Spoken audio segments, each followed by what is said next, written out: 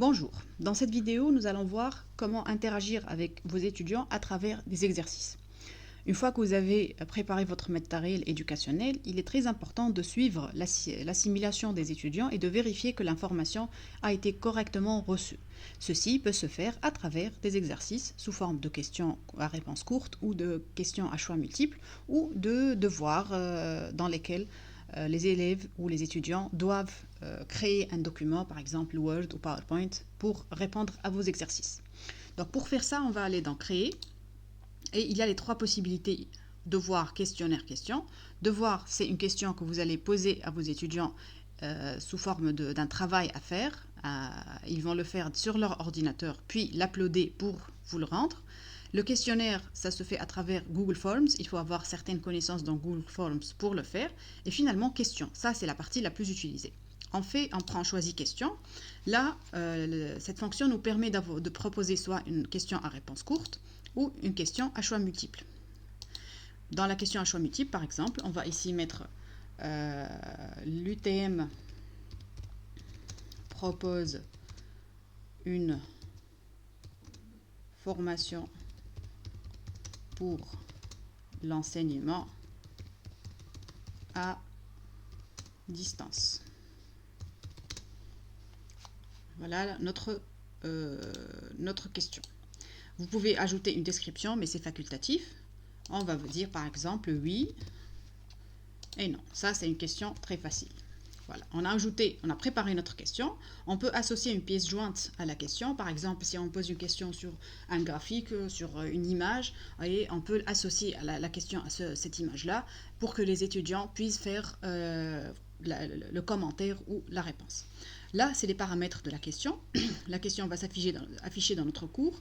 Elle va être accessible à tous les élèves, à tous les étudiants, mais vous pouvez sélectionner un certain nombre d'étudiants qui vont recevoir cette question-là. Pas de notes ou notes, les points sont mis par défaut. Vous pouvez soit faire une question sans notes ou faire une question pas de notes, soit faire une question, par exemple, notée sur 20. La date limite, c'est-à-dire le deadline au-delà duquel les élèves ne peuvent plus répondre ou au-delà duquel les élèves qui ne répondent pas sont considérés comme des élèves qui n'ont pas rendu leurs devoirs. Vous allez sélectionner ici la date exacte, même l'heure exacte de ce deadline. Cette option est intéressante pour limiter et organiser le cours, pour ne pas laisser les réponses très ouvertes. Comme ça, on exige que les étudiants regardent le matériel éducationnel pendant une période donnée et répondent à la question correspondante à un délai donné. On doit mettre notre question dans un thème. Nous avons créé le thème 1 et le thème 2, donc on peut mettre par exemple le thème 1. Et une fois on a terminé avec notre question, on peut soit la publier immédiatement, soit la programmer, comme on a dit. Si vous avez un enseignement qui s'étale sur une semaine, vous pouvez afficher la première question le premier jour, la deuxième question le deuxième jour, et ainsi de suite. Vous pouvez faire ça à l'avance dès le moment de la création de votre cours à travers l'option programmer. On va mettre publier la question, et là, la question va s'afficher. Bien sûr, c'est pour que ça soit bien organisé. On met le document au-dessus. Ça, c'est la question. Vous allez avoir la question là, ici. Vous pouvez, par exemple, la modifier. Ici, il y a une erreur. On va la corriger. On peut changer des choses et réenregistrer. La question, elle est là. Ici, c'est remis et attribué. Nous n'avons pas d'élèves dans notre classe pour le moment, mais si nous avons par exemple 15, initialement, on va voir 15 ici, c'est-à-dire que la question a été attribuée à 15 étudiants.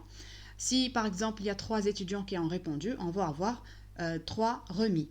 Si nous avons répondu et corrigé les questions de ces 3 élèves-là, on va avoir et noté, on va avoir une autre option s'ajouter ici, 3 élèves ont été notés. Pour le moment, il y a 0 remis et il y a 13 ou 12 attribués. Vous pouvez suivre les statistiques et le niveau de réponse ou le degré de réponse de vos élèves. Vous allez ici voir le nombre de personnes qui ont répondu oui et le nombre de personnes qui ont répondu non. Vous pouvez afficher la question et avoir plus de statistiques. La liste des élèves va s'afficher ici. Vous pouvez sélectionner un élève, regarder sa réponse, rédiger un commentaire, lui donner une note sur 20. et puis lui rendre son devoir. Comme ça, vous avez créé une question à laquelle vos étudiants vont répondre. Ça, c'est une façon d'organiser les questions.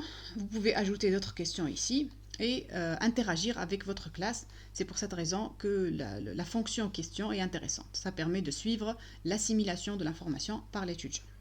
Et merci.